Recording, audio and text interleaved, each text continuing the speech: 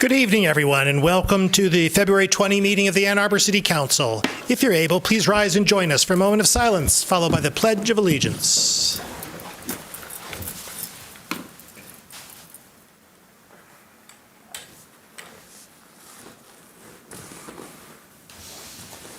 I pledge allegiance to the flag of the United States of America and to the republic for which it stands, one nation, indivisible, with liberty and justice for all. Would our clerk please call the roll of council? Councilmember Dish. Here. Councilmember Harrison. Here. Councilmember Song. Absent. Councilmember Watson. Here. Councilmember Medina. Here. Councilmember Ghazi Edwin. Here. Mayor Taylor. Here. Councilmember Iyer. Here. Councilmember Ackman. Here. Councilmember Briggs. Here. Councilmember Cornell. Here. We have a quorum. May I have a motion, please, to approve the agenda? Moved by Councilmember Medina, second by Councilmember Watson. Discussion of the agenda. All in favor? All opposed? The agenda is approved. Are there communications today from our city administrator? No, Mayor. We have an introduction today from the Ann Arbor Area Transportation Authority. Is Mr. Carpenter in the house? He's not here yet. He's just a few moments away. I don't know if there's any way to push it down a little bit. We'll take it there. I think there's a natural pause in the midst of public comment. Perhaps with council's acquiescence, we'll, as a matter of, move the introduction to between number 7 and number 8 on public commentary. Is that consistent? Let's do that then. Postponing the introduction, we'll move on to public comment, general time. Public comment, general time is an opportunity for members of the public to speak to council and the community about matters of municipal interest. To speak at public comment, well, Mr. Carpenter.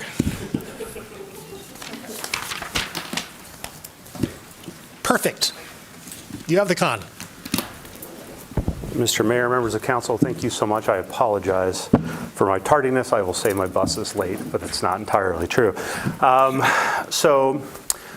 been asked here every other month to just give you some operational updates. We only have one that we'd like to draw your attention to this month, and it's something I think that the ride and the city and many other members of the community have in common.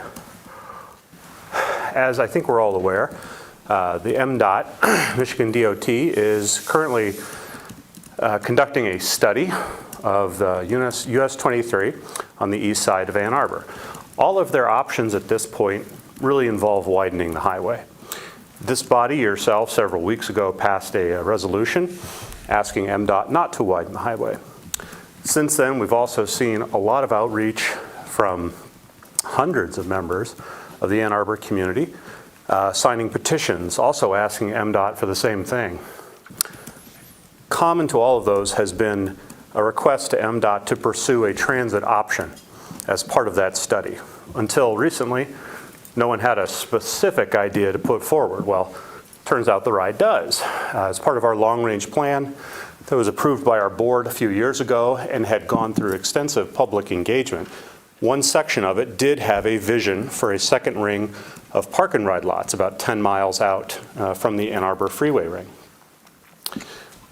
It was not originally conceived of as a highway decongestant, but it certainly is appropriate in that respect and is part of this study.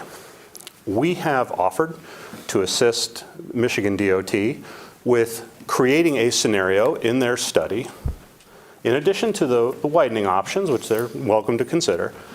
Also, please consider a transit solution. We have specific ideas for that. And the one slide here that I'll share with you, I think encapsulates that general idea.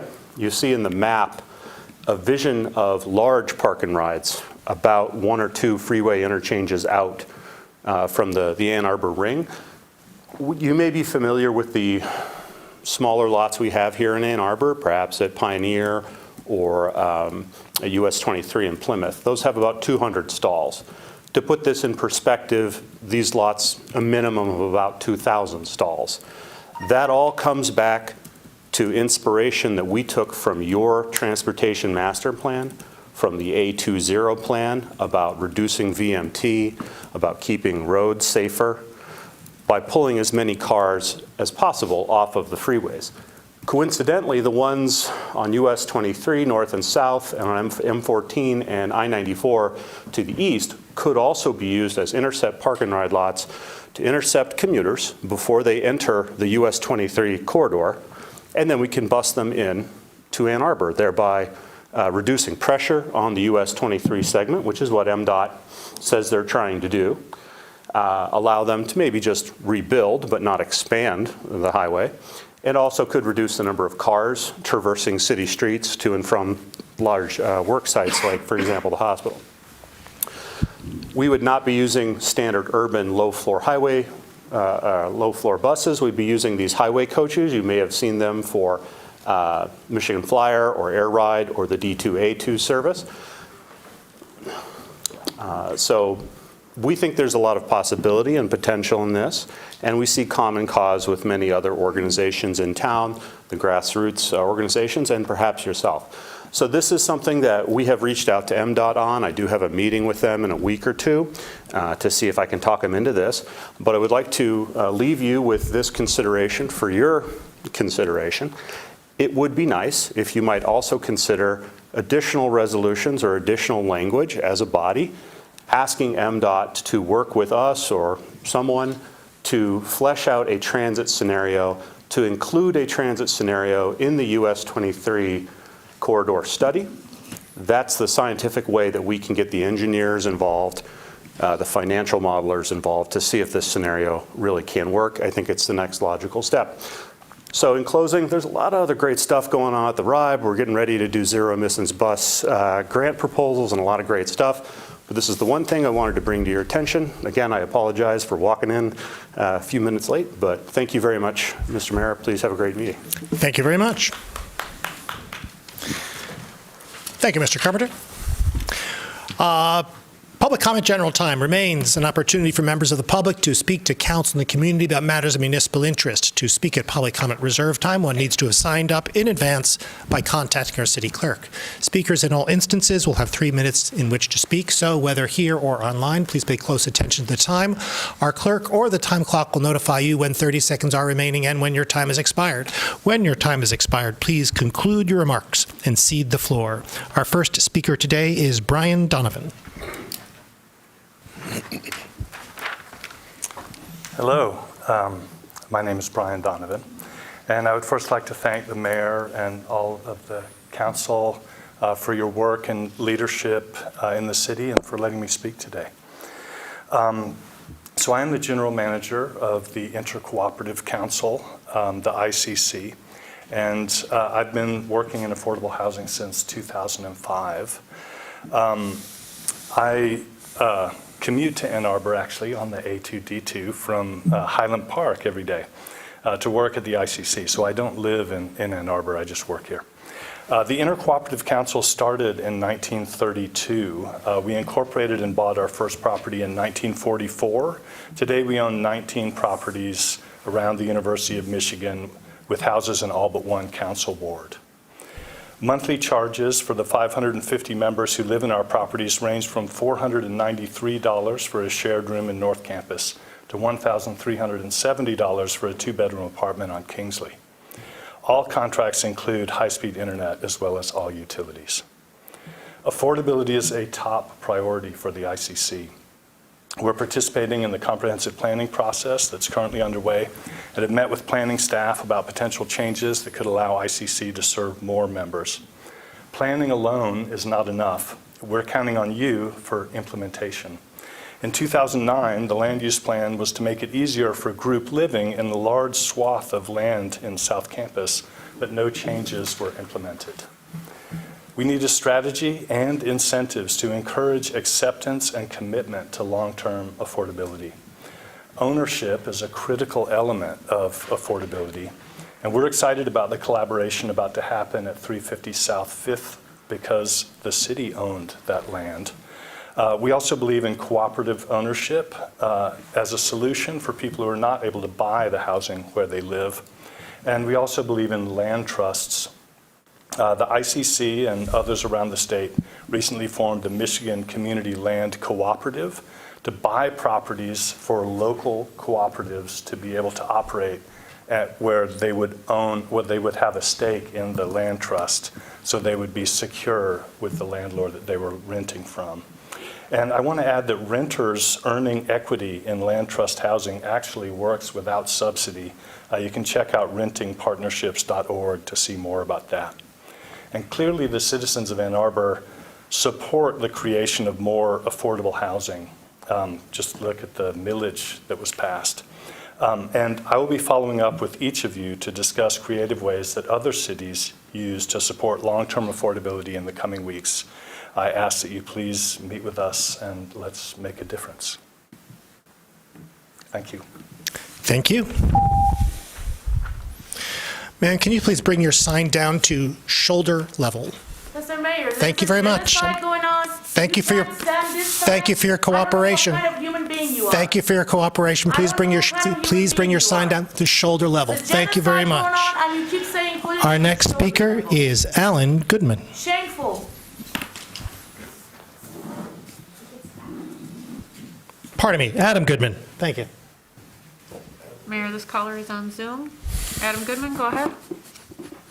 Hi, this is Adam Goodman, speaking to you from the 5th Ward. I'm calling in tonight about CA6, which would allocate funding for the Pauline Runnymede pathway. This pathway is an important biking and walking connection between neighborhoods that has fallen into deep disrepair, and we certainly do need to find an appropriate way to get it rebuilt into something our community can actually use. Now, I was really disappointed to see that a former council member has again been spreading misinformation on this, claiming that private property owners are under no obligation to maintain this path. I'm not a lawyer and I don't have access to the city's privileged legal memos, but it seems clear to me that they do have such an obligation. One example of this would be that our Unified Development Code, section 5.29.6D, says the property owner shall have a continuing obligation to maintain the required site improvements, that means basically anything that shows up in a site plan, in good condition. I looked up the approved site plan for Walden Village condos and the city's building record archive site, and the site plan does include this path.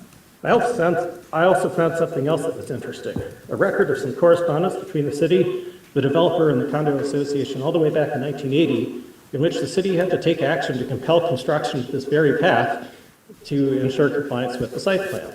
So this isn't even the first time, we've had this issue. Now, I want to say this principle about a continuing obligation to maintain site features is really, really important.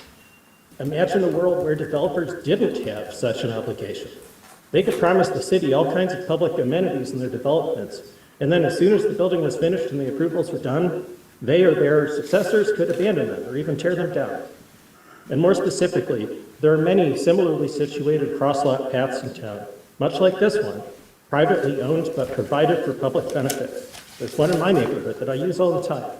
So setting a precedent which summarily relieves these property owners, often we're talking big corporate landlords, of their continuing obligation to maintain these pathways would be doing a huge disservice to our community and to the taxpayers of this city. So I was initially a bit taken aback seeing this resolution on tonight's agenda that will allocate significant public funds towards the Pauline Runnymede path. But I read the resolution in the memo, and I guess I'm convinced that in this particular situation, staff and council members have reached a reasonable conclusion after carefully considering the options. Specifically, it sounds like this public investment means 30 seconds. we'll actually redesign the pathway for ADA compliance, not just restore it to what it was. So I'll say I cautiously support CA6 tonight, and I certainly want to thank council and staff for their hard and careful work on this issue. But I also hope you can make clear that this should not be construed as a broader change in city policy or precedent. Thank you. Thank you. Our next speaker is James Nichols. Hi, good evening. I'm James Nichols, the Executive Director of the Washtenaw Area Apartment Association. I come before you today to address concerns about the proposed amendments to the early lease ordinance. Our concerns revolve around the unintended consequences that these amendments may have on undergraduate students, their families, tenants who are not students, and local property managers. We believe that the current amendments will create challenges for all parties involved. One of our concerns is the further confinement of the student rental process into a narrow window of just 6 weeks before undergraduate students leave for their summer break. We advocate for more reasonable accommodations that allow for lease renewals to occur at any time the current tenant wishes to have those conversations with their current housing provider. Historically, our members have observed the majority of undergraduate students begin their housing search in the fall, often as early as October. By limiting these leasing windows to 6 weeks, we risk creating market hysteria, overwhelming the demand from student renters, particularly undergraduates Sir, and their excuse me. families. My apologies. Ma'am, can you please keep your sign out of the walkway? Thank you. Sir, please continue. Thank you. My apologies. No worries. By limiting the leasing window to 6 weeks, we risk creating market hysteria, overwhelming the demand from student renters, particularly undergraduate families who seek to secure housing before the pressures of exams and summer break. Our ability to provide quality housing in such a short window is also very concerning. We believe that the current residents should have the ability to waive their right to renew, allowing their apartments to be shown in the fall. This provision would protect them from intrusive showings during exam times in the spring, especially for senior students and others who do not intend to renew their leases.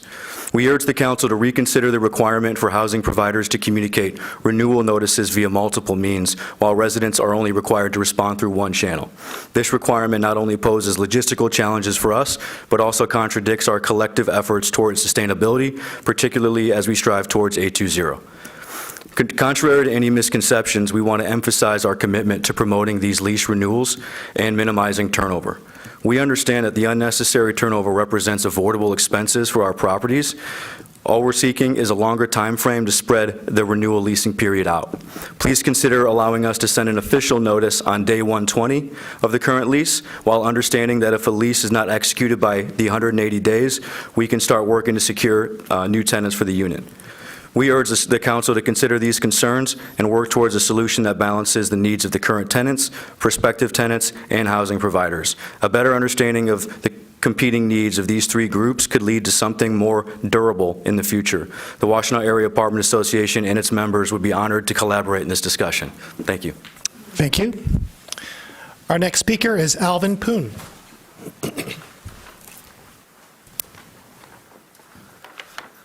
Hello. Thank you, Mayor and Council, for letting me speak tonight.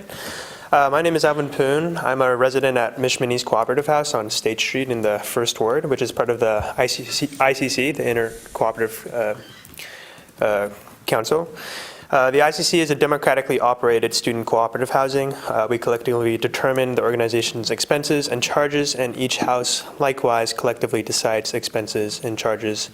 We pool money for bulk purchases, and our stewardship on both the house and organizational level provides affordable, dense, and safe housing. However, there are barriers to the ICC's mission, operation, and goals. Firstly, the current zoning code makes it difficult for the ICC to steward our properties and expand.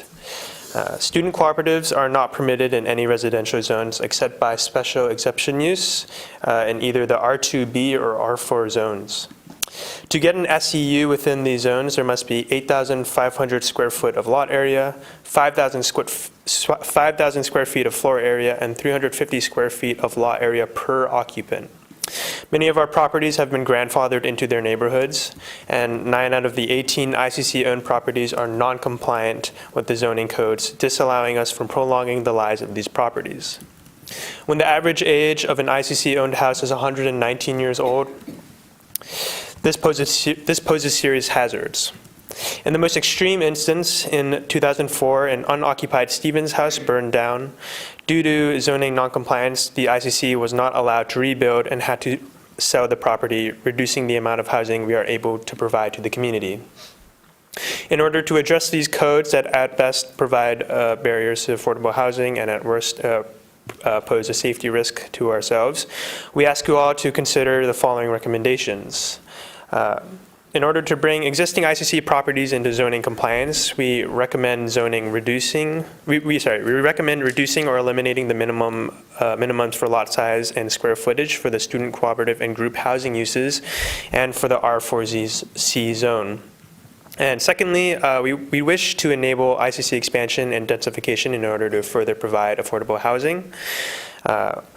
We recommend doing this by permitting student cooperative housing in residential zones by right. This would put the ICC on a level playing field with investors and absentee landlords, as the ICC currently has to endure extra costs and delays to be allowed to provide affordable units in residential zones by requiring a special exception use permit. Secondly, the ICC also requests to be permitted to operate group housing in R1, R2A, and R3 zones near the university and transit hubs. We also strongly encourage the city to eliminate the maximum number of unrelated people allowed to share a unit and house. We'd like to meet to discuss this in more detail with you guys. Thank you. Thank you. Our next speaker is Adam Grant.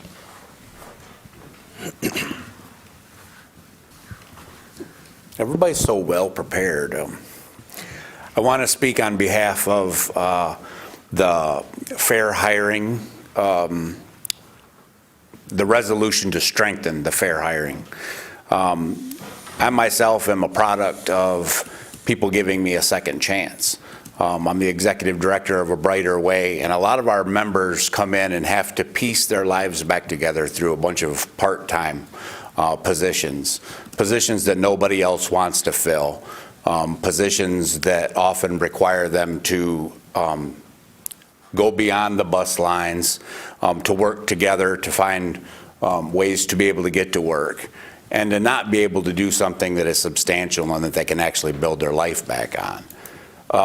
So resolutions like this not only set the table for the city, which is obviously a good job to have and something that somebody can build a life on and something that they can actually become a homeowner and productive member of their community, but it also provides a generational component that is often missing from reentry after incarceration.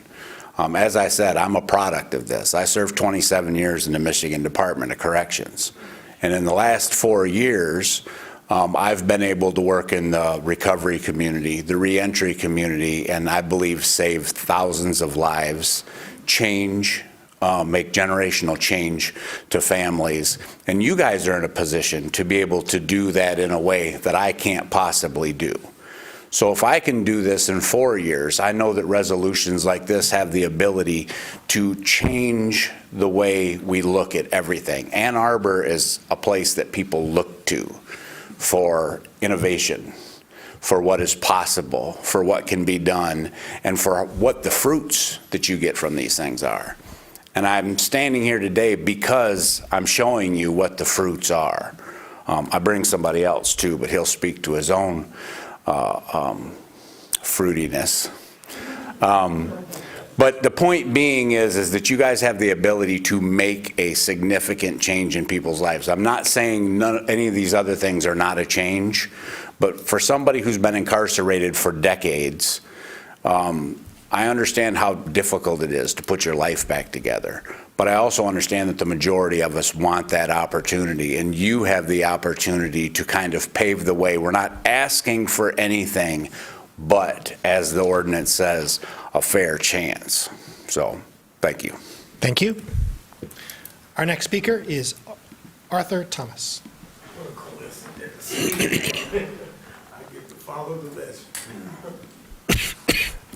Hello, everyone. My name is Arthur Thomas. I am a product of what Mr. Grant just got finished talking about. I was also incarcerated. When I came out, it was trying to find one job after another. Most of them was menial, working in restaurants, washing dishes. And I had the fortune to meet a mayor at a church. And we commented each other on our suits that we had on that day. And he told me about some different programs that the city of Ann Arbor had in place.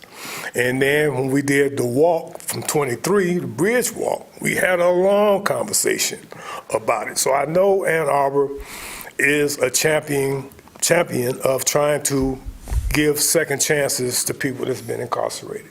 I do know that. I followed your instructions. I did exactly what you told me to do. I filled out my applications. I did everything. I started working for the city of Ann Arbor in Parks and Recreation. It changed my life. So I know exactly what Adam Grant is talking about. giving people a second chance to earn a decent living is something that we all should be pushing for, because the system is going to let people out of prison, and they're going to come here. And if you don't give them a good job, they're going to go right back to doing what they were doing in the beginning. You want a city to progress, not digress. So when these people come out, if you can help them find gainful, meaningful employment, it will stop the recidivism rate 100%, because they're not going to stop being criminals until you can stop them from being criminals. And the only way to do that is to give them a meaningful job, because you got just as many bad people that's waiting to get a hold of that guy and bring him back in the fold of selling dope or doing whatever he was doing. And the only ones that can stop that is the good people that's saying, we're going to give you a job. We're going to help you find meaningful, gainful employment so you don't go back to prison, so you don't scare citizens of Ann Arbor, right? And you make us a role model city to live in. And like I said, I appreciate everything that you did. The contacts that you told me to call, I did every last one of them. Unfortunately, I just had back surgery, and I've been somewhat out of commission. And I could go back to the city of Ann Arbor. They keep calling me every other month, asking me, am I ready to come back? And I haven't been, because I just had surgery. Like him, I did change my life around. I'm on the board of directors for the City of Ann Arbor and the Renters Commission, and for A Brighter Way. That's my time. Thank you very much. Thank you very much.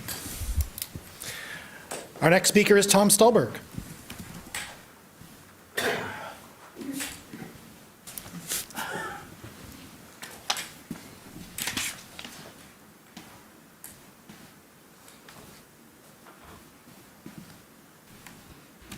Mayor, Mr. Stolberg is joining us on Zoom.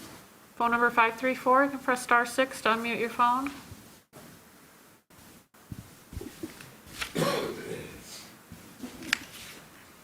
Mr. Stolberg, phone number 534.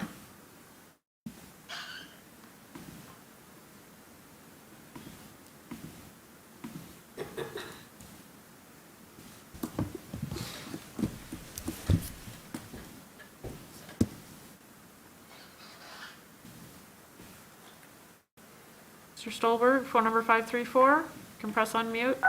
Go ahead. Hello, this is Tom Stolberg, calling from Lower Town in Ann Arbor. I'd like to talk about a couple items. One is about the ordinance, Chapter 105, the housing code changes. I'd like to thank you very much for clarifying the language of that section. It was a bit confusing. No real blame there. There's a couple different ordinance revisions that kind of made a little bit of a mess of the language and interpretation. There was a one-page flyer that helped summarize it, but even that was confusing. So the new language is very helpful, and I appreciate that. As far as the contents of some of the new changes, I remind you that at least half the residents of Ann Arbor are renters, and that they are in the low power position amongst landlords. And I say that as a landlord. I'm a small business person, so I don't have the same issues that some of the large ones do. So I won't try to speak to their needs, but I appreciate you respecting the fact that the renters should be listened to. As far as 333 East William, I want to remind everybody we had some recent law changes that made it so that this development would not have to contribute to the Affordable Housing Fund. There's a lot of discussion, longer than we have time for right now, about the merits of the recent changes in the law. So let's assume that they were correct. It just happens to be a bit of timing that Core Spaces is able to build what they were going to build and not contribute to the Affordable Housing Fund as part of that, which they would have under the old laws. Happy bit of timing for them. A luxury student housing development is what they wanted to build on this block several years ago. They were not able to because the voters decided that we wanted to do something else with our land. They went out, bought private land, and are developing a luxury student development. And as we know, we have a luxury student housing crisis. So all the power to them. They did say that they might not have been able, they might have had some trouble financing it if they had to follow the old rules. I question that logic. My experience as a developer, you don't usually get that far in the process without knowing that you can finance the project. So I just want to mention that and as we know from Lower Town, that developer came in at double the rents he said he would when people on council at the time were concerned that it might not pencil out, it wouldn't happen. Of course it would happen. Had we made them follow the law, in the case of Lower Town, we would have had $9 million. I don't know how much 333 East Williams would have contributed. I know Southtown would have contributed $3 million to the Affordable Housing Fund had it been approved properly. We've lost that. I remind you that across the street from the Williams block, we're going to put in 100 units of affordable housing fairly soon, hopefully, if we get the developer to advance that project. We could have had that many units in Southtown and Lower Town. So please, at least acknowledge what we're losing when we change our laws or don't follow our laws. Thank you. Thank you. Our next speaker is Henry Herskowitz.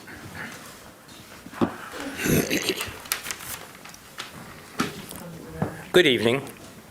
Since February has been designated Black History Month, Ann Arbor students might be taught about Olympic gold medalist Jesse Owens. Jesse competed in the 1936 Olympic Games in Berlin, despite efforts by the American Jewish Congress and the Jewish Labor Committee to change the location to some other venue. The most often repeated story from that competition is that Adolf Hitler refused to shake the hands of Owen after he had run a race. The headline in the New York Times read, "Hitler ignores Negro medalists." The black-owned Cleveland newspaper Call and Post ran their own headline, "Hitler snubs Jesse." The Baltimore Afro-American wrote, "Adolf snubs U.S. lads." In his book, The Myth of German Villainy, author Benton Bradbury sets the record straight for us, writing about these headlines. They were deliberate lies. Nothing of the kind happened. The real story was that Hitler was told by the chairman of the International Olympic Committee that he had violated Olympic protocols by shaking hands with German athlete Hans Volker and receiving other athletes, both German and non-German, in his VIP booth the day before. So that day, in compliance with the protocols, he shook nobody's hand, including Jesse Owens. From the book, The Jesse Owens Story, Jesse himself is quoted as saying, "When I passed the chancellor, he arose, waved his hand at me, and I waved back at him." I think the writers showed bad taste in criticizing the man of the hour in Germany. And far from being snubbed by Germany's white population, author Richard Mandel also helps set the record straight. He writes in his book, The Nazi Olympics, once at the stadium, the mere appearance of Jesse Owens' head from some pit below the stands would cause sections of the crowd to break out in chants of "Yessa Owens, Yessa Owens." The real snubbing of Jesse Owens came at the hands of Franklin Roosevelt, who was running for re-election and refused to receive Jesse at the White House because Roosevelt thought the reaction from southern states would harm his chances of victory. The job of the historical revisionist is to set the record straight. Thank you. Our next speaker is Alex Zeidelman.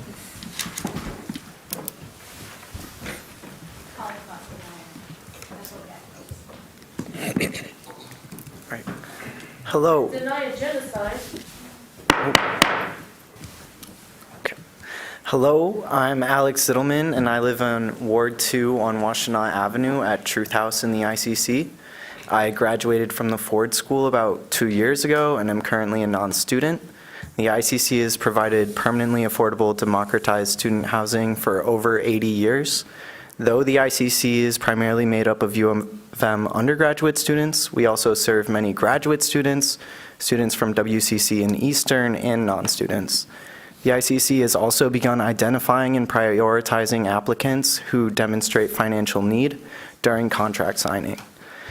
ICC and house charges typically amount to about $820 a month for socialized housing, utilities, groceries, and educational and leadership opportunities. We also provide need-based charge reductions to those who qualify. Without the ICC, I would not be able to afford to stay in Ann Arbor, a city and community that I have developed a deep attachment to for the past 6 years. I'm speaking with you tonight to share our struggle to expand affordable housing options in Ann Arbor. Historically, the ICC has expanded by purchasing single-family homes and student rental properties and internally densifying them as group housing. However, about half of our properties are grandfathered, as they aren't compliant with the current zoning use standards set for student cooperatives, primarily floor area and lot size minimums, set in place so that way we may only operate homes that resemble large Greek life houses. We can't operate a new non-compliant property with more than 6 unrelated residents, making many expansion opportunities infeasible if we wish to remain below market rate.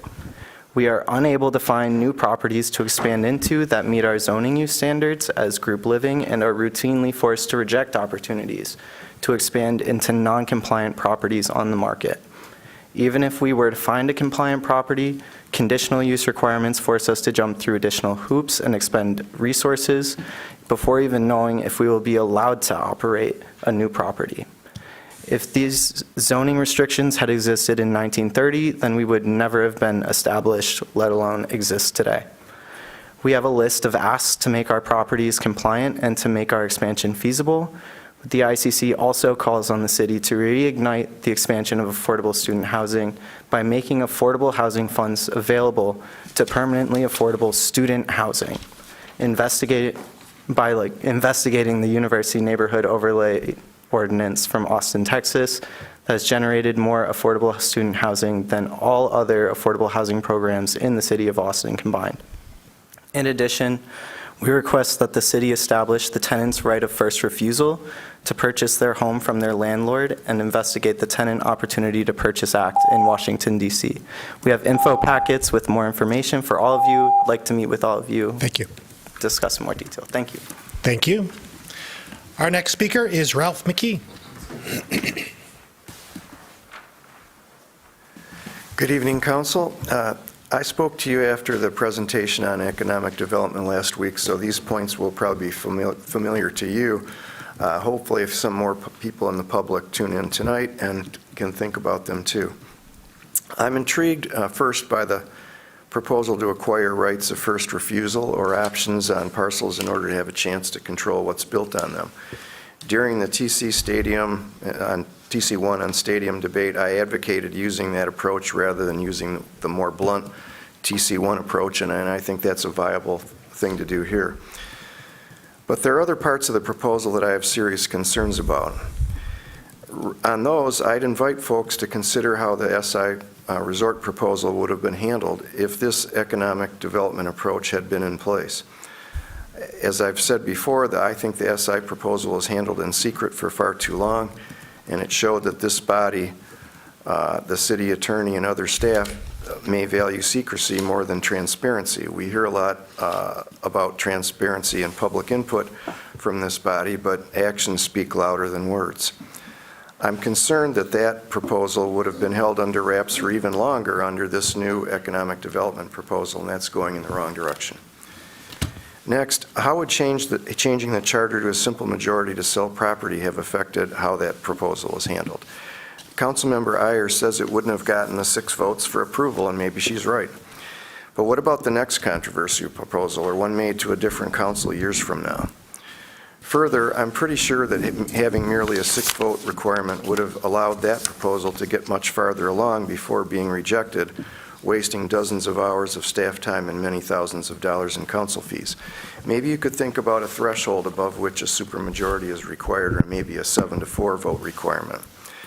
And I'm also very concerned about the lack of competitive process mentioned in the presentation last week. Councilmember Iyer and two others suggested that process regarding the SI proposal, and that got shot down here 8-3. Councilmember Iyer said today, and I appreciate her engaging on next door, that will be considered when you get to the details. To me, that's not a detail, that's an essential. To get what you want built or to get top dollar for a sale. So I hope you consider those points before finalizing and voting on the proposal, and I hope to not hear, which I've heard a lot of times here before, pass it now, fix it later. That's not the right way to govern. I'd like to see that come out now. Finally, I would really hope that in the trying to speed up the process, that the focus is on small business and renovation as well as big picture, large developments.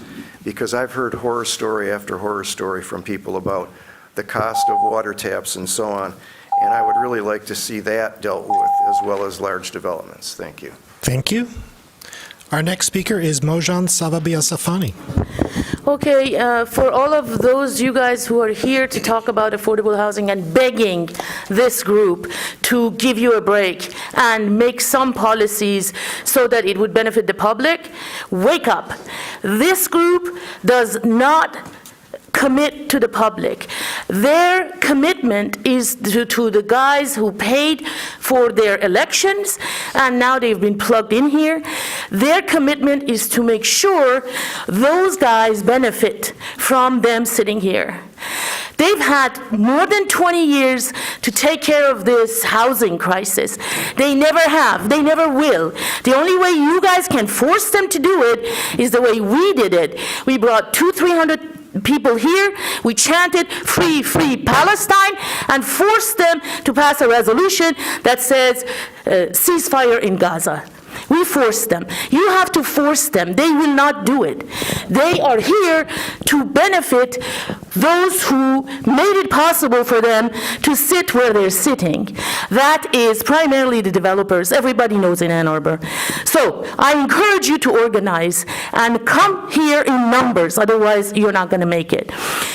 I'm here again to say shamefully, the United States government again vetoed a UN resolution to stop bombing Gaza. Right now, United States government and your party, the Democratic Party, is clearly telling to the world, yes, we are genocidal maniacs. We are happy to fund Israel to murder more and more children. Now, a lot of Americans do not agree with that. They do not want another penny of their dollars or their taxes to go to the genocidal Nazi state of Israel. They want to stop, to put a stop to that. And many of them live right here in Ann Arbor. And I am right now promising you, Mr. Mayor, who can't even stand the sign that says we are against military aid to Israel. You're going to see that sign. We're going to come here, hundreds of us, and we're going to force you again to pass a resolution that says cut off military aid to Israel. Israelis have free education, free health care, and free murder weapons to murder anyone in sight, and they get that money from you guys. The American public does not want to pay them another penny. We're going to come here and force you guys to speak up, because you should be representing us. You should be saying, cut off military aid to Israel, even if at heart you are heartless, you have no hearts, and you do not care for people of Palestine. You should say it because the public wants it, because you're supposed to be elected representatives of us. So I am promising every one of you cowards that I'm coming back here with many, many people, and I'm going to force you to pass a resolution that says, stop sending military aid to that Nazi state of Israel. Thank you. Our next speaker is Blaine Coleman.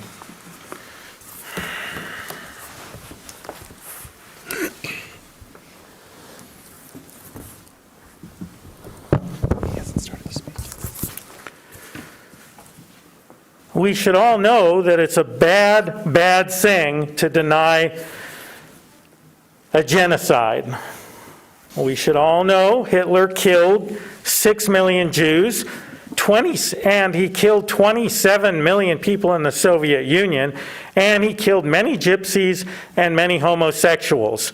We should all know that. We should all know it's very bad to deny a genocide. You know where I'm going with this. It's very, very bad to finance a genocide, which is what Israel is committing right now with your tax dollars. And this is not news to any of you.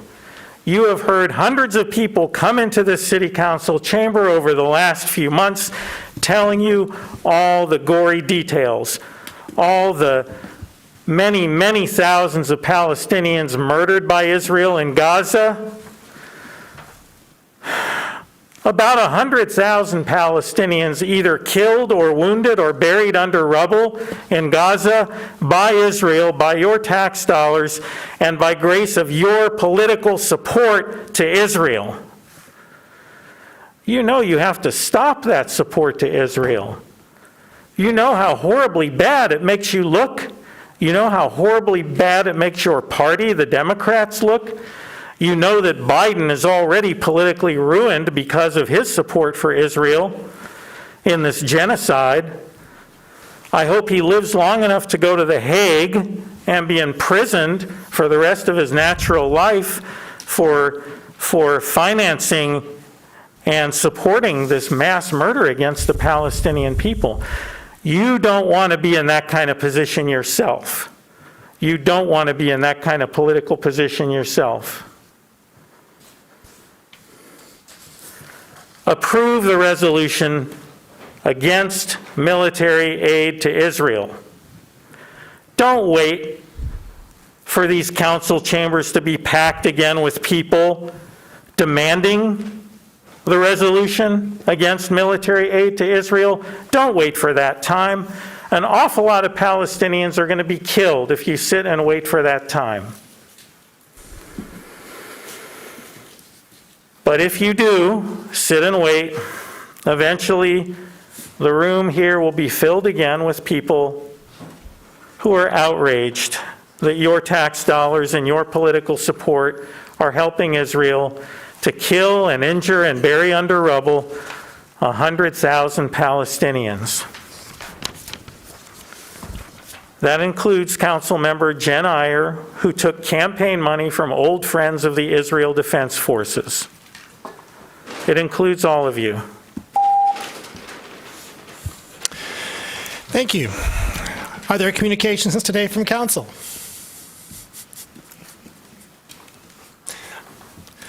Councilmember Cornell. Ward 5 coming on strong. I want to just briefly mention, I know that it is riveting public policy television to watch the local Development Finance Authority meetings, but a couple of really exciting things happened at that meeting this week, allocating state funding to two new initiatives, the DEI Tech Ecosystem Program and the Green Business Challenge. I think that these are two important new economic development tools to help businesses grow, create jobs, and add vitality to our community.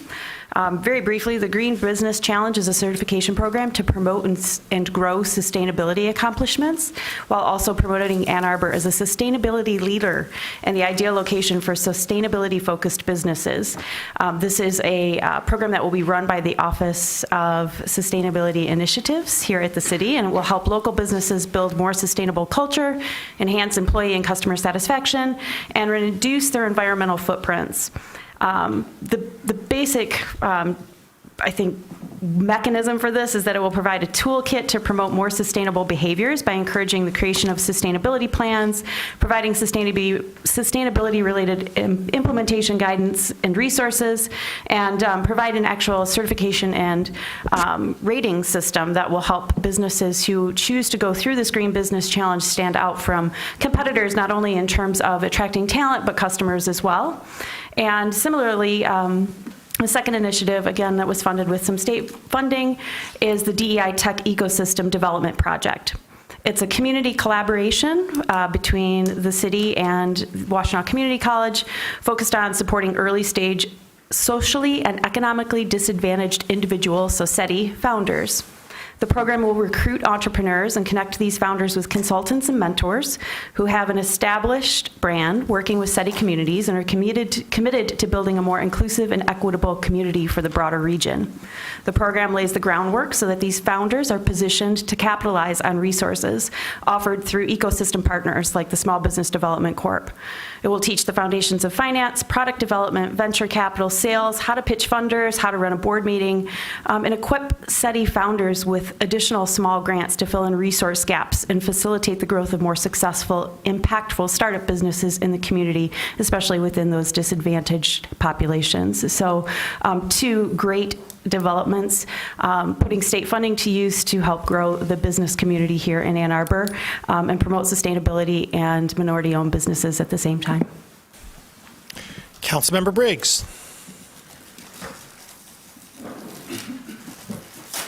Thank you. Wanted to announce that next Sunday, Councilmember Cornell and I will be having our Ward 5 listening hour on Sunday, February 25th at 4 p.m. at the Ann Arbor Arts Center. Also wanted to thank the folks who came out from the Intercooperative Council, and I love the set of recommendations that were provided to us. I'll be following up with them. I know they're out of this room right now, but welcome anybody else who wants to join in for a conversation. I think they presented a lot of good advice there, so thanks for that.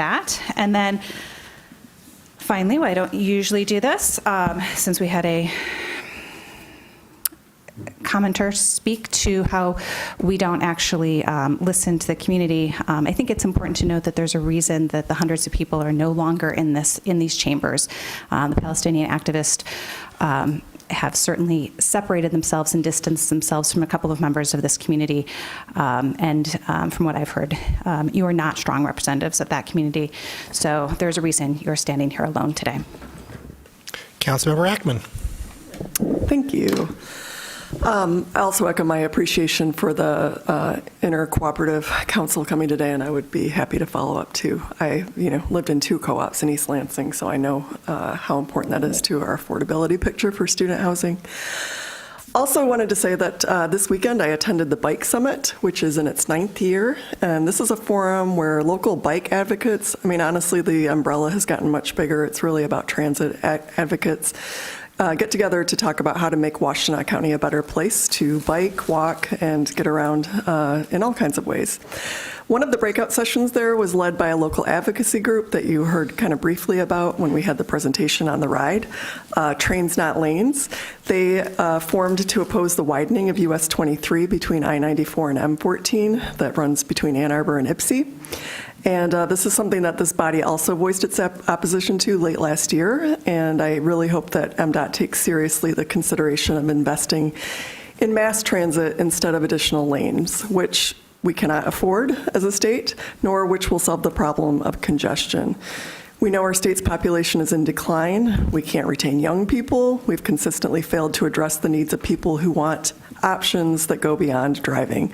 So let's start investing in things that promote our economy, sustainability, and the livability of our state. And I really want to express my gratitude to the leadership of the Ann Arbor Transportation Authority for the press release offering to partner with MDOT.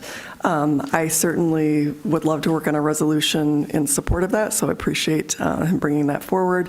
And I think this is the kind of leadership and collaboration that we need, and I really hope and will be urging MDOT to take the ride up on its offer. Further communication. Councilmember Harrison. Thank you. Over the weekend on Saturday, I attended Happy Black History Month again. On Saturday, I attended the James L. Crawford Elks Lodge annual Black History Luncheon. Thinking of why we have a Black Elks organization made me think more about Ann Arbor's segregationalist past and the barriers that Black people faced, and to some extent continue to face in making a home in this city. Racially restricted covenants left us with a legacy of segregation. These practices found subtle ways to persist through unwritten policies. They circumvented legal boundaries but achieved the same exclusionary effects. Pittsfield Village, for example, was a site of racial exclusion. The village boasted beautiful apartments, meticulous landscaping, an elementary school, grocery store, and a bus line.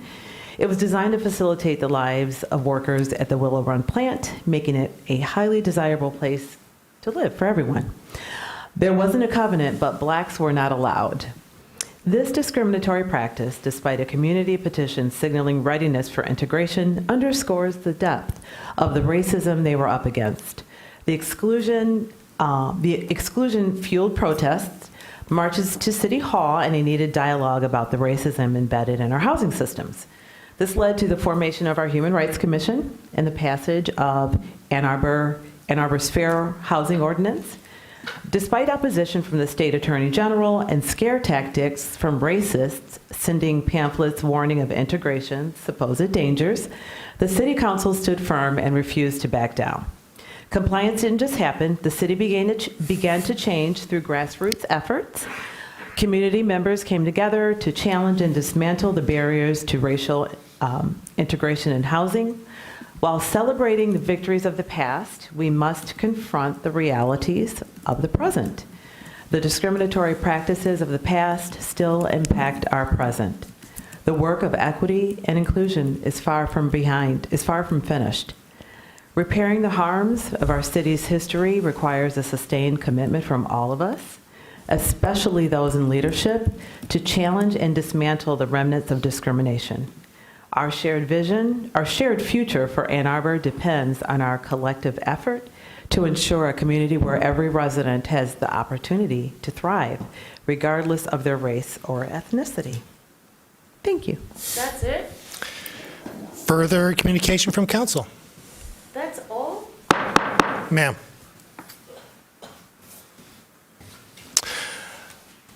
I'd like to request the confirmation of the following appointments that were presented to City Council for consideration at the February 5 regular session.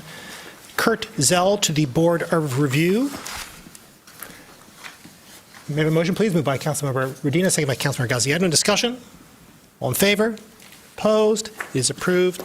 Also, just present to you for your consideration to the Housing and Human Services Board of Appeals, Robert Boley. And I will observe a resolution with respect to Sean Duval to the Economic Development Corporation. 2 points that I'd like to mention with respect to communications. First, early voting is here. On-demand voting is a reality. And, excuse me.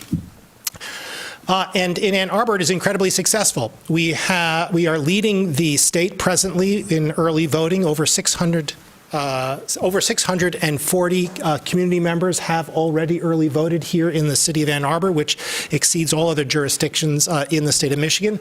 That is due in whole to, well, obviously the good offices of the members of the community, but institutionally in whole to our absolutely outstanding city clerk and the staff that she supervises in collaboration and partnership with the University of Michigan and the district libraries who are providing a number of polling places for us.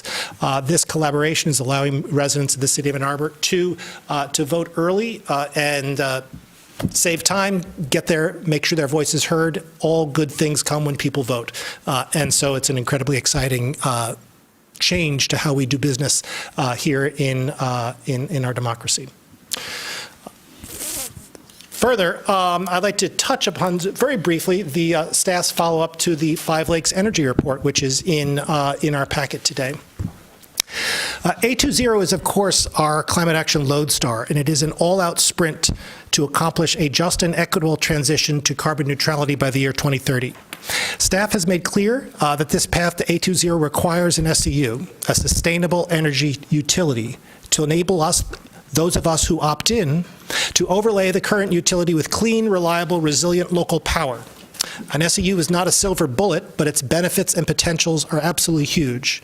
Investing in local generation and storage, nanogrid generation, storage and distribution, helping residents and neighborhoods as a whole obtain the benefits of rooftop solar, batteries, geothermal, heat pumps, and more, bringing residents the reliable, resilient, clean, cost-effective power that they deserve. I very much look forward to presenting this matter to the voters, and I'm confident that they will again vote in favor of cost-efficient, effective, and opt-in climate action, which is indeed a better energy future. But A20 is a sprint. but our carbon neutral future is a marathon without end. And on that time frame, an MEU continues to intrigue. A chance to ensure that the utility is there for the people. No pride in deferred maintenance, no shareholders or dividends or campaign contributions, a utility run for the public good. To that end, staff has ID'd the steps necessary for us to continue to explore the cost and practicality of an MEU, and I support those steps.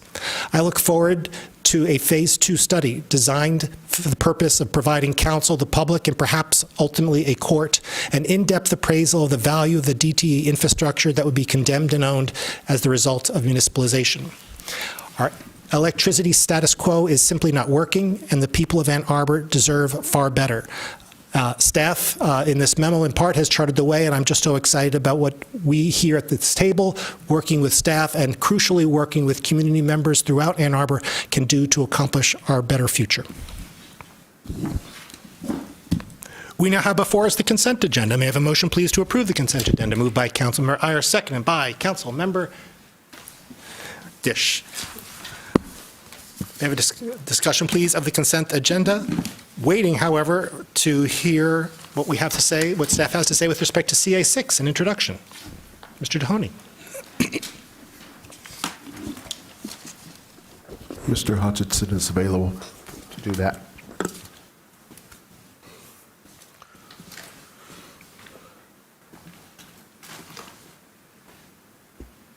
Mr. Hutchinson will join us on Zoom.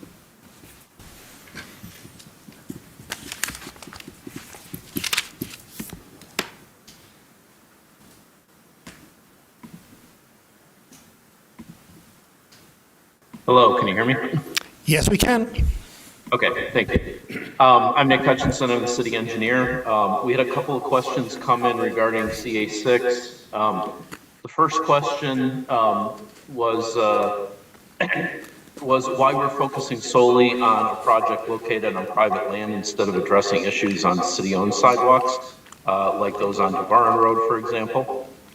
In response to that, items such as repairing existing sidewalks, filling sidewalk gaps, removal of stairs in the right-of-way have existing funding sources that can be used to address those issues. For example, the street bridge and sidewalk millage we use for repairs to existing infrastructure, and the new sidewalk millage for filling sidewalk gaps.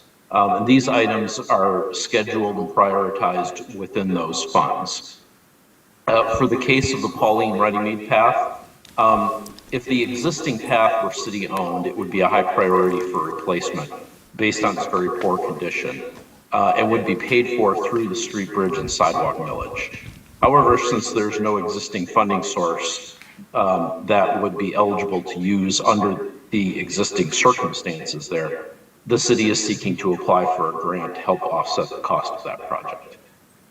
The second question was regarding stairs in city-owned sidewalks and why these have not been prioritized for TAP grant applications.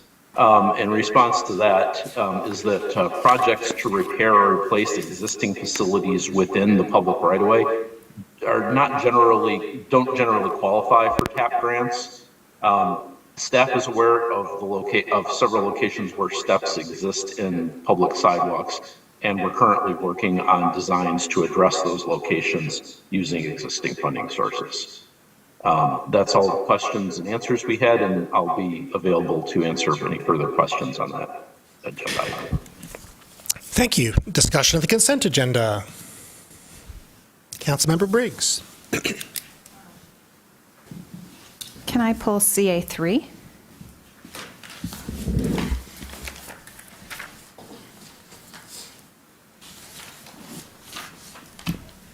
Cornell. I'd like to pull CA1.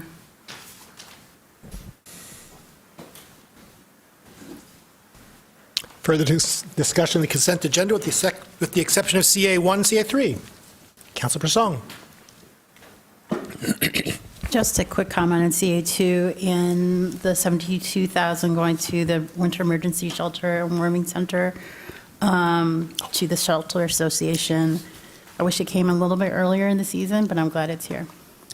Councilor Ackman. Can we pull CA6 for discussion, please? Councilmember Iyer.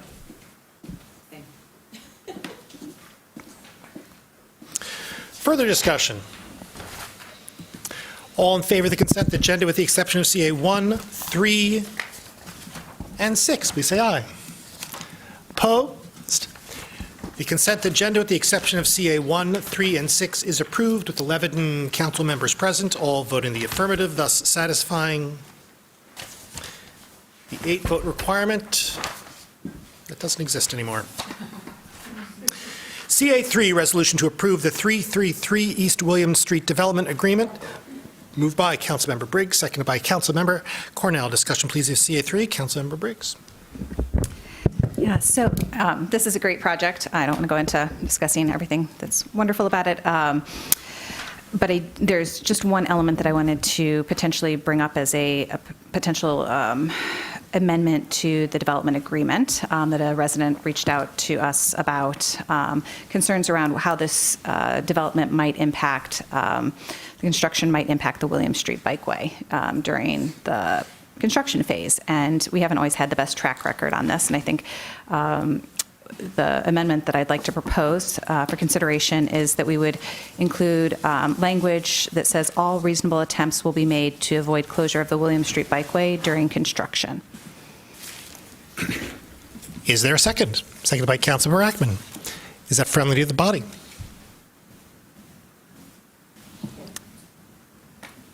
You want to hear more? Councilmember Dish. Sorry, I'm just thinking, should we ask for staff advice on that or not? Councilmember Briggs. Certainly welcome to. We did reach out and ask a question. The caution, I asked the question about, whether or not including language that says we would prevent the closure of it. And there was concern that there might be some good safety reason at some point to do so. What this amendment language does is not prohibit it, but insert language that says that all reasonable attempts will be made to keep it open. I think there's some flexibility there in the language if there's a need for temporary closures, but certainly the goal would be during the construction process to keep this thoroughfare open. Just if you wish, Mr. Leonard's available.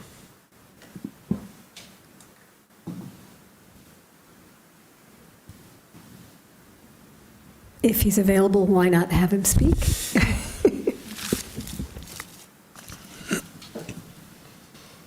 Good evening, Mayor and Council. I'm Brett Leonard. I'm the planning manager. We did receive that inquiry, and our response was that, in short, I don't have a concern about this language. It doesn't require anything.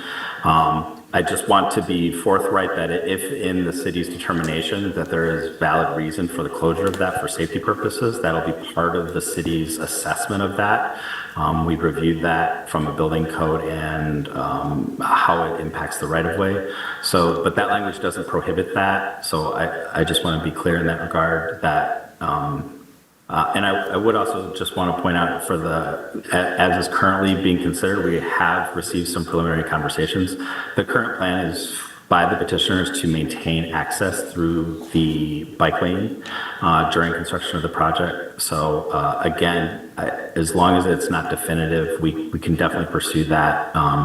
But I just want to be clear, if we determine that for safety reasons that it might be viable to close that and consider a detour, I think this language would allow us to take those measures to make sure that everything is as safe as possible for the construction of that site.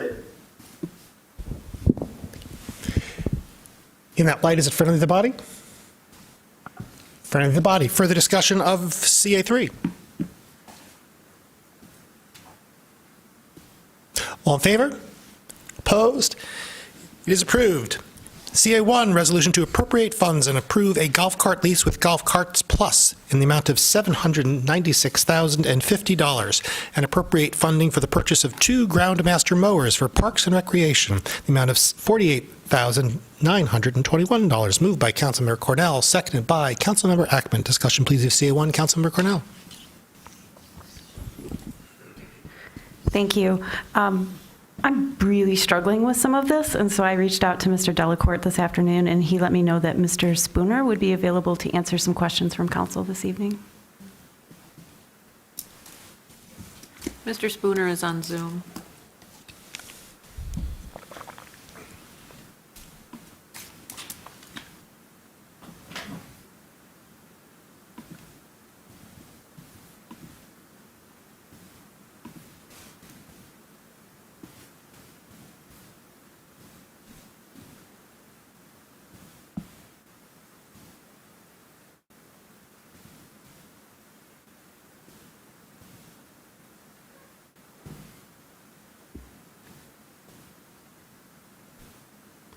Mr. Spooner, are you available?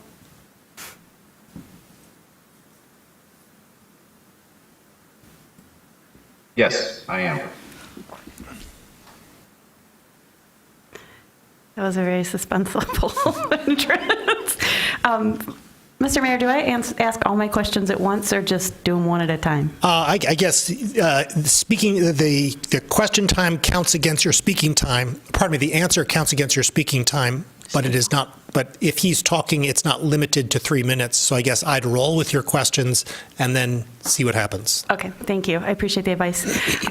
So in reading the memo, I understand that the cost of the EV golf carts was not the deciding factor to move forward with gas, and I would like to understand how the cost comparison was conducted, considering we know the maintenance is minimal, there's no need to fill up with gas. Were those cost savings factored into the ability to afford the storage sheds necessary to move towards EVs for these machines? I'm wondering if we can forego the GPS systems and put that money towards the infrastructure needed to transition to EVs, because that is nearly a quarter of the cost of the lease.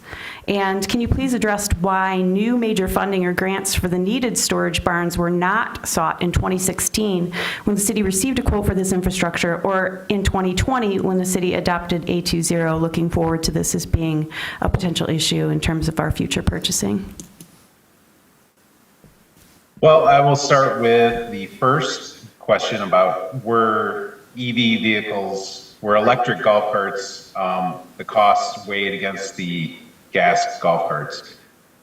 They were not. We put out a bid for gas golf carts this year, and we just do not have the infrastructure currently to house that many electric golf carts. It's not just a matter of housing the golf carts, but it's also the electrical infrastructure to then charge those golf carts. When we went out to bid to build a cart barn at Leslie in 2016, we were expecting to get some bids back at about $250,000, and the two bids that we got were about $200,000 more than that in 2016 dollars. And we just haven't had the money available to make those kind of upgrades in the intervening 5 years. And it really, we've had other things that we've been spending that money on. What was the second question after that? Well, I guess you kind of answered it, because the cost savings of the EVs were not factored into the ability to afford the storage sheds anytime between 2016 and now. I'm wondering if we can forego the GPS systems and put that money towards moving that money towards the infrastructure needed to transition to EVs quicker. The GPS systems are becoming more and more a almost necessary part of operating a golf course like Leslie Park, which is a higher end golf course. The customers are pretty much expecting to have those GPS units on the golf carts. They also help us control the pace of play by the clubhouse being able to track where the golfers are on the course and be able to track down problems. That's one of the biggest complaints we get from golfers, is that the pace of play is too slow, and being able to keep a handle on where the problem spots lie from the clubhouse, and then being able to rectify those slow groups is a big customer service type benefit. So yes, they could be, but we felt that the GPS units would bring in more money than they actually cost over the course of the season. Thank you. Further discussion of CA1? Councilmember Briggs. So, I'm uncomfortable with voting yes on this, but I think I can be persuaded to do so, but only for one more.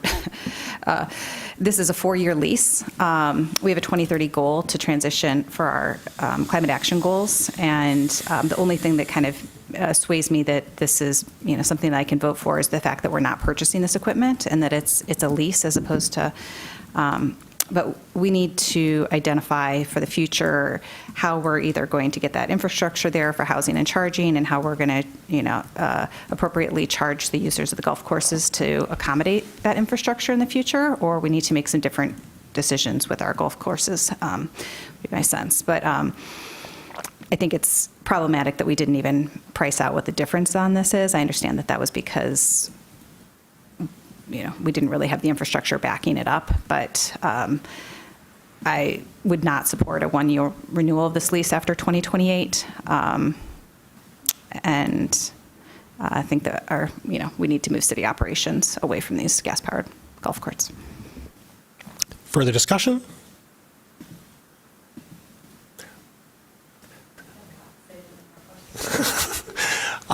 Roll call vote, please, starting with Councilmember Adina.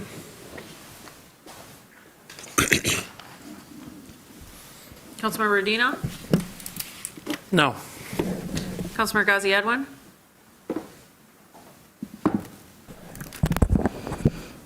Yes. Mayor Taylor? Yes. Councilmember Iyer? No. Councilmember Ackman? No. Councilmember Briggs? Yes.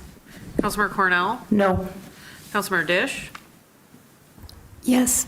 Councilmember Harrison? Yes. Councilmember Song? Yes. Councilmember Watson? Yes. Motion fails without 8 votes. CA6, resolution to approve the appropriation of $140,000 from the general fund unobligated fund balance for the design and preparation of a grant application for the Pauline Runnymede Path. Moved by Councilmember Ackman, seconded by Councilmember Iyer. Discussion, please, of CA6. Councilmember Ackman. Thank you. So I just wanted to pull this so that we could talk a little bit more about it. I'm not sure how important people realize that this path is for our non-motorized link from the neighborhood to Dickin Elementary, and also there's a bus drop off that connects people from the bus stop to the neighborhood. The situation of this path is somewhat unique, as I think previous commenters and the questions alluded to. It's located on the private property of Walden Village condominiums, and it's been their responsibility to maintain, but it's in poor condition. We hear about this path pretty frequently in Ward 4. A lot of kids use this path to get to Dickin Elementary. I heard a lot about it when I was campaigning. I haven't stopped hearing about it since I've taken office. And I think residents have made it pretty clear that they don't think that the status quo is okay. So it functions largely as public infrastructure. In fact, it's so valuable to residents that I hear stories of people taking their own equipment out there to maintain the path, including clearing brushes. I talked to actually a resident from the condo who, once she became aware that it was their responsibility, urged their maintenance staff to de-ice the path. So, I think we all have an interest in maintaining this path. And what this resolution does is give us one step closer, I think, to doing that, which is to get this grant supplementation. And in order to do that, we have to have development plans. So that's what this resolution is about. I think it's worth noting that the TAP grant is not going to cover the entire cost of the project. Matching funds are going to be required. And even as the resolution says, the larger the local match, the better chance there is of getting the grants. How much the condo association can or will pay for remains to be seen. And staff are working with them on this. So I want to extend my gratitude to all involved. Let's get this fixed and work together to, make it better. Thank you. As Councilmember Ackman already stated, the condo path is a really important walking and biking connector, especially for children who attend Dickin Elementary. It is currently in dangerous condition. Shortly after taking office in 2020, I began working with city staff to get the condo association to repair the pathway. The association, according to city documents, is legally obligated to maintain this path according to the language of their master deed. However, unfortunately, this obligation, despite the obligation, the association has allowed the pathway over the decades to fall into disrepair. So in working on this issue, I became convinced that the best path forward was to find some sort of mix of private investment from the association and state grant money, and that led to the plan that we have before us.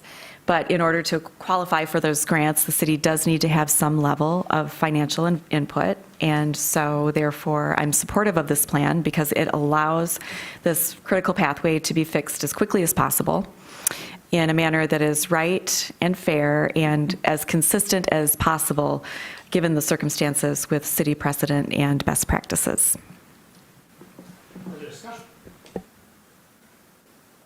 Further discussion? All in favor? Opposed? It is approved with 11 council members present, all voting the affirmative, thus satisfying the 8-vote requirement. We now come to a public hearing. Public hearings are opportunities for members of the public to speak to council and the community about the specific subject matter of the public hearing. To speak at a public hearing, one need not have signed up in advance, but your speech must relate to the specific subject matter of the public hearing. That is to say, the specific item on the agenda to which the public hearing relates. Speakers in all instances will have 3 minutes in which to speak, so please pay close attention to the time. Our clerk will notify you when 30 seconds are remaining and when your time is expired.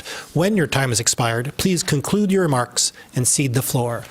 Public hearing number 1, an ordinance to amend section 5.20.3, 5.20.4, and 5.20.6 of Chapter 55, Unified Development Code of Title 5 of the Code of the City of Ann Arbor. Is there anyone in-house who would like to speak at this public hearing? Is there anyone online who would like to speak at this public hearing? Mayor, I do not see any callers online with their hands up.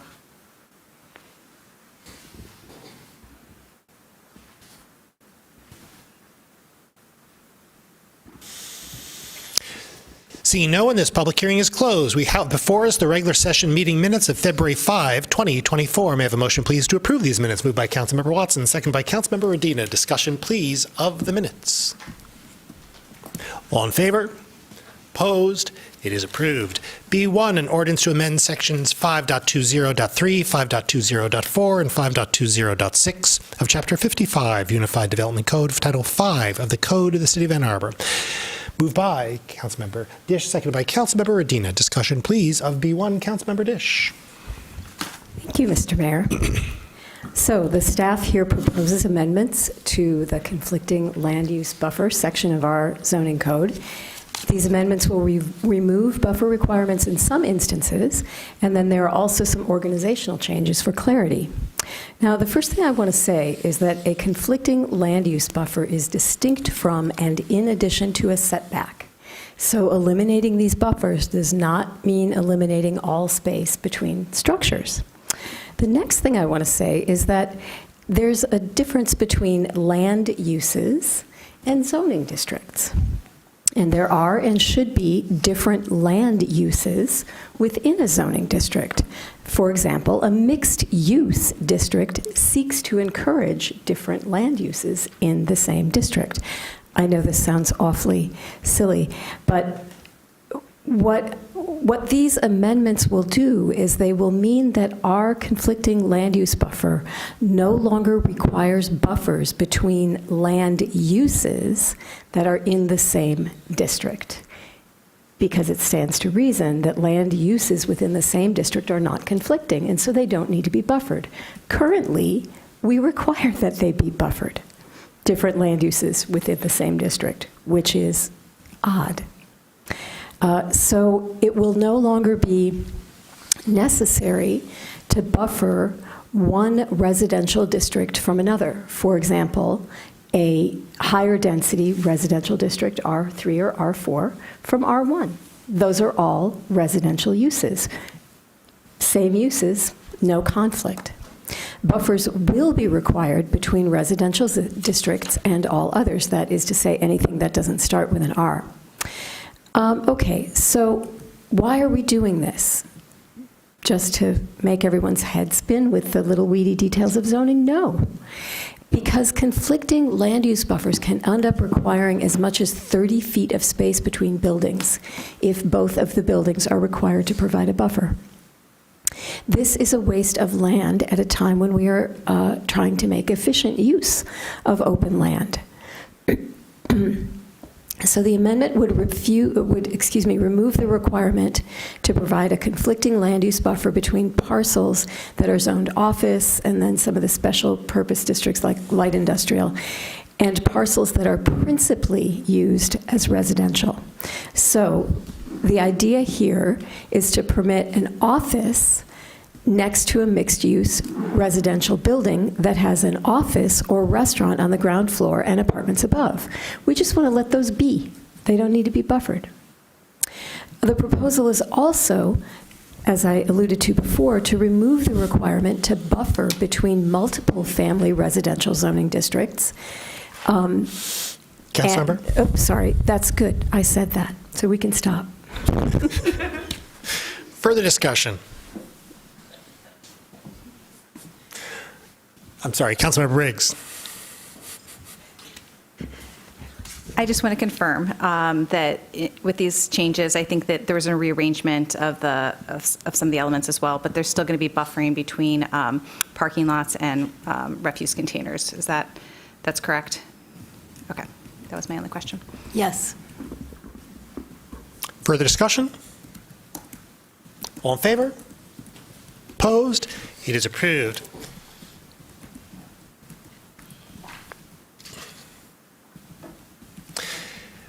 DC1, resolution to approve a legal services agreement with Rosati, Schultz, Yipich, and Amsbleicher, PC, relative to city projects requiring the acquisition of easements or other property interests in the amount of $150,000. Did I miss one? Oh. Strike that. C1, an ordinance to amend sections 5.530 and 5, and an ordinance to amend section 8.530 and 8.531 of Chapter 105 Housing Code of Title 7 Building Regulations of the Code of the City of Ann Arbor. Moved by Councilmember Radina, second by Councilmember Harrison. Discussion, please, of C1. Councilmember Radina. Thank you, Mayor. Now that we've been through nearly a full leasing cycle with both the early leasing ordinance and right to renew ordinances in existence, Councilmember Harrison and I have worked with our attorneys, staff, the Renters Commission, and some landlords who are committed to creating a fair and balanced rental market to take some of what we have learned and make recommendations to strengthen our existing law. From the beginning, these laws were meant to address a massive power imbalance in the relationship between tenants, who comprise more than half of our city's residents, and their landlords. Unfortunately, over the last year, we've repeatedly heard about new tactics being employed by some, not all, landlords seeking to maintain the power imbalance over renters. And admittedly, enforcement has been a struggle. This ordinance amendment is intended to close some of the existing loopholes that have been identified in ELO and right to renew, strengthen the city's ability to enforce the law, and reestablish tenants' rights in areas where some landlords have clearly violated the spirit, if not the letter of the law. We've all heard consistently and clearly from tenants all over the city, including from one of our state representatives, who are frustrated by what appear to be very clear violations of the intent of our existing law, and then become even more frustrated when the city determines that a citation cannot be issued. One of the most glaring examples are so-called early bird specials, where some landlords have started to contact tenants months before they are allowed to solicit them to renew their leases, threaten huge rent increases if tenants don't renew by a deadline that is also far earlier than the timeline established by law, and then offer those same tenants the opportunity to renew early to lock in their current price or a lesser increase. Tonight's amendment will close this loophole, making it clear that landlords cannot make renewal offers to current tenants earlier than 180 days after the start of the current lease. The changes tonight will also clarify and add to the list of required information that landlords must include in a written rental offer, including a requirement that the landlord list all changes in the terms and conditions from the current lease and the price of rent and any fees, daylighting costs that are too often being hidden from tenants until late in the process. These two critical amendments will strengthen the city's ability to issue citations for early and deficient renewal offers and hopefully end the predatory practice of preying on tenants' financial fears to force them into signing their rights away, empowering tenants to make fully informed financial decisions with respect to their housing. Additionally, tonight's ordinance amendment merges two sections of Chapter 105 into one section to reduce duplicate and conflicting provisions and modify all deadlines and timing to be counted forward from the start of the lease instead of backwards from the end of the lease, with hopes that these changes will add clarity and reduce confusion for all. With respect to long-term leases, all timelines will be based off the final 12 months of the contract. And these proposed changes also address one of the apartment association's cited concerns earlier tonight, modifying the existing notice requirement for landlords, simply requiring an offer to be in writing via electronic communication, personal delivery, or U.S. mail. Finally, I do think it's also important for us to acknowledge a major problem that is not addressed by... I will come back to that. Further discussion. Councilmember Cornell. Thank you. I want to thank Council Members Redina and Harrison for working on this, and Ms. Kaur's office for the time that they've put in. I think this is a huge step forward in making this law work like it was supposed to work, specifically addressing a concern that was raised by several Ward 5 residents who reached out upset and frankly panicking about their lease renewals. I appreciate my colleagues in listening and working on that and hearing those out and working on amending this ordinance. Specifically, I'm happy to see the provision prohibiting landlords from presenting any leasing renewal until 180 days into the leasing period. And I really appreciate seeing that this prohibits landlords from threatening to raise the rent in tandem with the time that a tenant waits to renew. For folks for whom their rent, many of us, our housing cost is the most significant cost, and seeing that rise the way that it can, under the way the law was written, can create a lot of anxiety that is just not necessarily necessary, and I don't think was in keeping with the early leasing ordinance as it was conceived. So I feel like this closes two really important gaps, and I'm excited to support it and grateful to my colleagues. Thank you. Councilmember Briggs. Yes, I too would like to extend my thanks. This is closing these loopholes is really important. As Councilmember Cornell mentioned, we had received many panicked emails from residents in the Fifth Ward, panicked because the messages they got were that their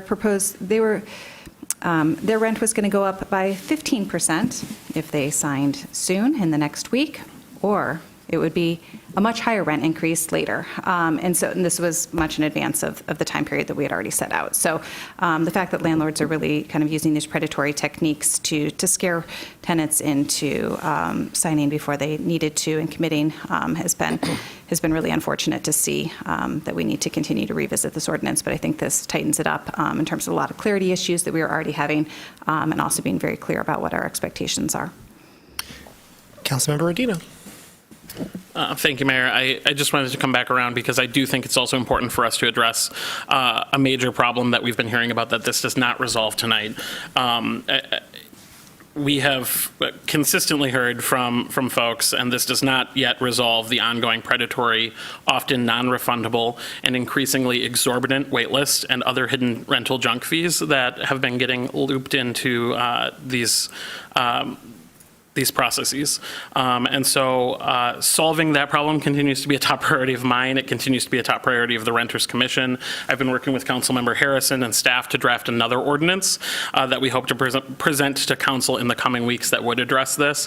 But I just want to acknowledge for all of those folks who may be paying attention at home and know that this is another major problem, that it is being worked on, and we hope to have a solution coming to this body soon.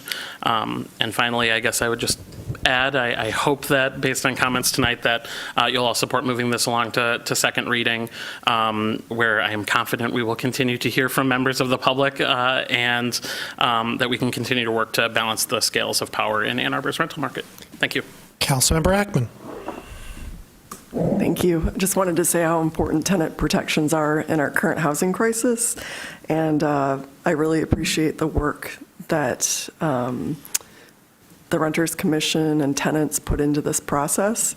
I think we've heard some feedback from some organizations representing landlords that this is somehow about graduate students or we're somehow harming renters. And I guess I would just say that, while I think that landlord input is important into, the nuance of these ordinances and laws, I'm going to listen to the tenants when it comes to figuring out what's going to protect them.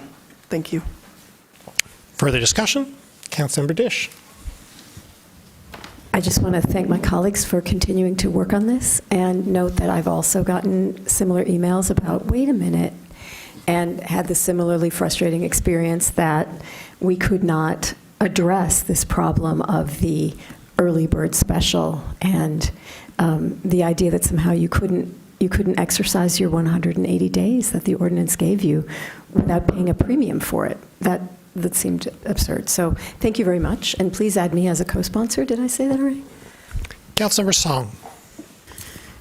If we're going to talk about the powers that be in this crisis, we should talk about the University of Michigan. I hope that the work that's being done here, the message goes to the university for creating these conditions, or at least recognizing they're making it worse as they admit a record number of students again.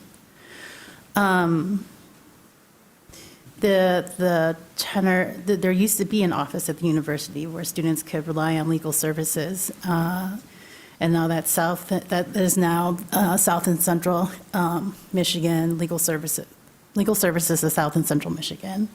And if you speak to the folks there, they're struggling. They're struggling to meet the demand, to meet the needs of renters and legal representation.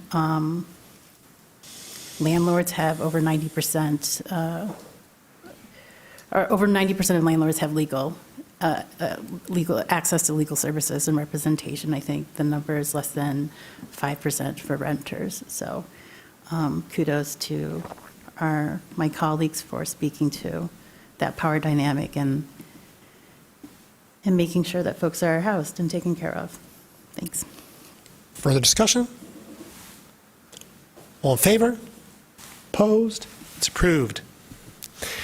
DC1, resolution to approve a legal services agreement with Rosati, Schultz, Yapich, and Amtsbleicher, PC, relative to city projects requiring the acquisition of easements or other property interests in the amount of $150,000. Moved by Councilmember Dish, seconded by Councilmember Adina. Discussion? All in favor? Opposed? It's approved. DC2, resolution in support of strengthening the City of Ann Arbor's fair chance housing practices. Moved by Councilmember Harrison, seconded by Councilmember Ghazi Edwin. Discussion, please, of DC2. I believe we have a staff introduction.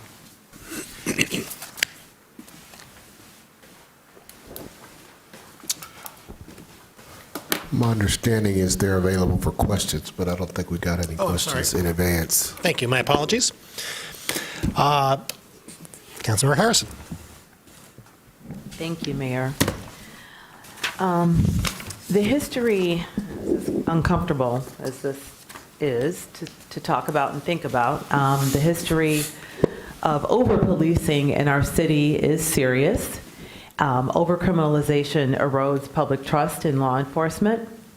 The Washtenaw County Prosecutor's Office found a troubling trend in their Prosecutor Transparency Project report that came out on Friday.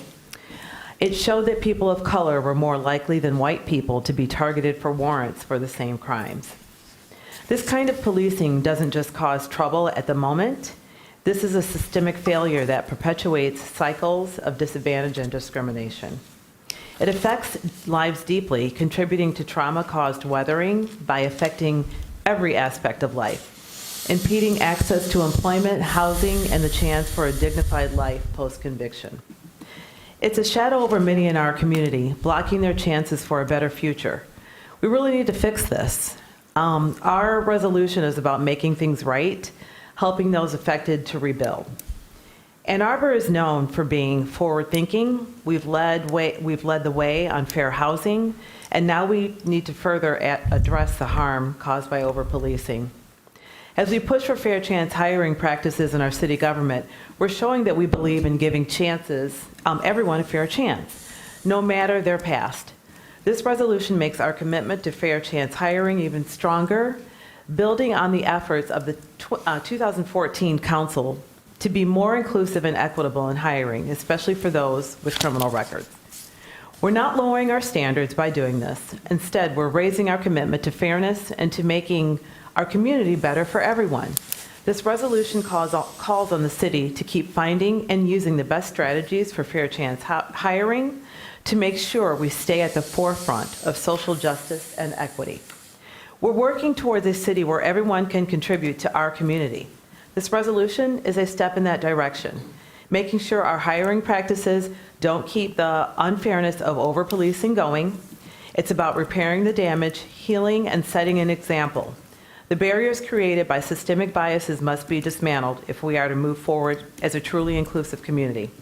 Let's show future generations that in Ann Arbor, justice and opportunity are not just ideals, but realities we strive to achieve every day. Thank you. Councilmember Iyer. Thank you. I want to repeat a couple of data points that I mentioned last time we addressed this issue with regard to banning the box in contractor hiring. So gainful employment is critical to a person's successful reentry to society after incarceration and the single most important predictor of whether or not a person will return to prison. However, 75% of formerly incarcerated people are unemployed a year after release because of employer discrimination. So this matter before us tonight follows a pattern of banning the box here in city practices. Banning the box, of course, refers to not asking about a person's criminal history prior to, on the employment application, and waiting until the decision has already been made to hire that person before doing a background check and asking about a criminal background history. It's so important for the reasons that I just stated, and we've done this in, of course, hiring for city jobs. We've done this in requiring it in rental housing across Ann Arbor, and most recently in requiring our contractors who do business with the city to do the same. This is the logical next step to really take a look at all of our job classifications in the city and determine whether that final step of a criminal background check is even necessary given the job function. And I'm glad to support it, and I thank Councilmember Harrison for her continued work on this. Councilmember Ghazi Edwin. Thank you, Mayor. Yeah, I also want to thank Councilmember Harrison for her championing of this effort and continued work on this. I think that this resolution really takes a comprehensive and inclusive approach to just making the hiring practice more fair.